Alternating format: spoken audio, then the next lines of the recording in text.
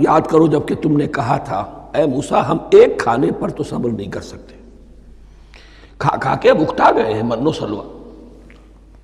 فَادْعُ لَنَا رَبَّكَ، تو ذرا اپنے رب سے دعا کرو، پکارو ہمارے لیے اپنے رب کو، یخرج لنا، وہ نکالے ہمارے لیے، مما تنبت الارض، زمین کی روئیدگی اور پیداوار میں سے، نباتات ارضی میں سے، من بقلہا، اس کی ترکاریاں،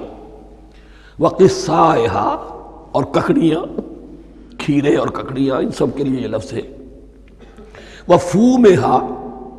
ایک ترجمہ گیہوں کیا گیا ہے لیکن میرے نزدیک زیادہ صحیح ترجمہ ہے لہسن، اور سرائے کی زبان میں بھی اور ممکن ہے کہ سندھی میں بھی ہو تھوم، تھوم کہتے ہیں لہسن کو، یہ فوم کی بدلی ہوئی شکل ہے، اس لیے کہ یہی علاقہ ہے جس میں عرب آئے تھے، تو عربوں کی زبان کے بہت سے الفاظ جو ہیں اس سرائے کی زبان میں خاص طور پر وہ بہت زیادہ، تو تھوڑی سی شکل بدل کر وہ کافی تعداد میں موجود ہے۔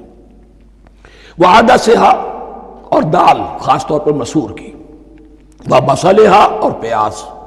اب جو چٹخارے جس سے بنتے ہیں سالن کے، ان کی زبانیں وہ چٹخارے مانگ رہی، ظاہر بات ہے کہ اگر وہ سلوا بھی تھا، بٹیرا ہے، اسے آگ کے اوپر ذرا سا تپایا اور کھایا، وہ ایک ہی خاص قسم کی غذا ہے جو چل رہی ہے۔ اسی طرح من جو ہے وہ ایک خاص قسم کا سیریل ان کے لیے بن گیا ہے،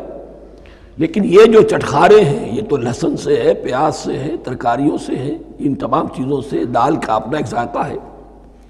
قَالَ تَسْتَبْدِلُونَ الَّذِي هُوَ أَدْنَىٰ بِالَّذِي هُوَ خَيْرٌ،